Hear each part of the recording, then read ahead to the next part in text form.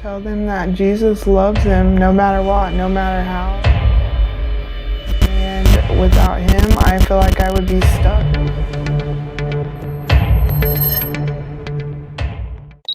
Hi, I'm Kaytlin. I am a registered nurse. I work in a mental health clinic, and you're my husband. So, yeah. Right now it's pretty chaotic. We just had a baby 3 months ago. Lack of sleep and feel like I'm rushing around all over the place, but it's actually been pretty good at the same time. Recently is when I truly believe I've been saved and that I've been living righteously. So I would say that I went through probably one of the hardest, painful seasons of my adult life recently. And it made me wake up and realize that I needed God. I believe he used my heartache and pain to wake me up and lead me to true faith.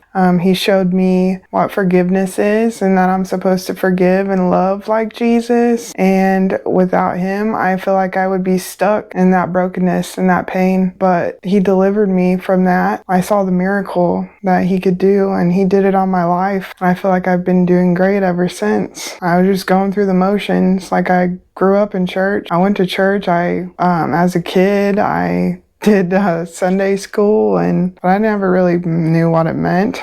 And then as a teenager, I went to church, but I just went to church because of my friends. And then as an adult in my 20s, I feel like I strayed even further. So I don't know, I felt like a lot of probably hurt and stuff that I just carried with me until now. When I was a teenager, me and a group of friends, we got into doing seances, and we did one, and two of the girls were possessed, and I 100% believe in demonic things because of that. And then it was like early in my 20s, I was strayed away from God. Like, I was questioning, I guess, I feel like everyone goes through like this period. They questioning who they are and all this. And I got stuck on a worldly thing, the law of attraction, and I believed in it 100%. I bought the book. I was watching the movie, the documentary. I think it was on Netflix. I was telling my sister this. I was like, if you just go to the casino, you just believe it, you're gonna win big. I've believed in some pretty crazy things. No, they did not. And honestly, they never worked. Well, I believed really hard and I never hit big on the lottery.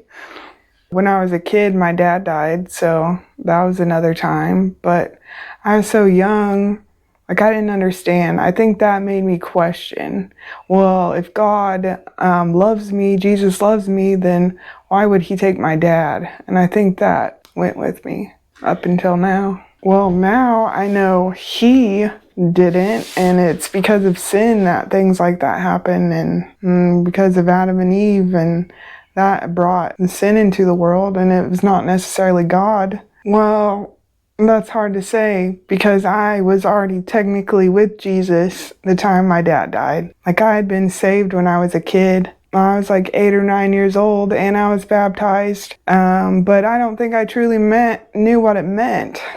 Like, I believed in Jesus, but I didn't really know, I don't know how to describe it, how to live or understand or things like that. I feel like I was too young to fully comprehend all the way what it meant. I feel like I felt like a victim. I'd dwell on these emotions and like let it affect my whole day. That's all I would think about. But God has delivered me from that. Like, I don't even think about it. Like, I have a sense of peace and like I've moved past it. So before, that's all I would think about. And my personal relationship with Jesus, I pray every day and I do my Bible devotion.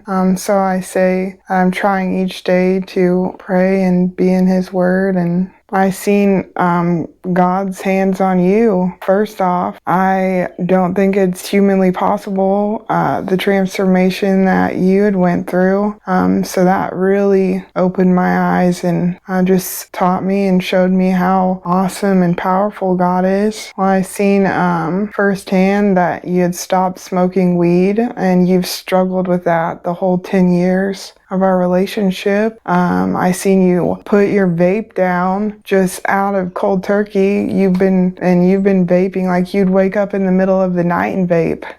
That's how addicted you were to that, and I seen God deliver you from those addictions. And then you dealt with mental anguish and anger, and He lifted that stuff from you as well. And like, this has been like months that you've been doing this, and so I believe 100% it's God, it's Jesus. All you have to do is surrender yourself, and they will free you from your demons. I would say that Christians are not weak or weak-minded, that it takes a lot to put your 100% faith in something that you can't see, which that is what faith is pretty much. I believe they're the strongest people out there. I would tell them that Jesus loves them no matter what, no matter how far no matter what they've done. He's always there. It makes me think of the verse I read today. I sought the Lord, He heard me, and He delivered me from all my fears. That was Psalms 34:4. I would tell them, just give it a try. Put their faith in Him and just see what happens. We worship You, Yeshua, Son of God, seated at the side of the Father You are. May everyone know of Your great love.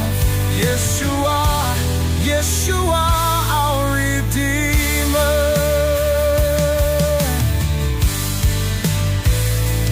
In the storm, Your voice brings peace. In the desert, You are the source of living water. The church is waiting for You to return. Yeshua, Yeshua, holy, holy are You.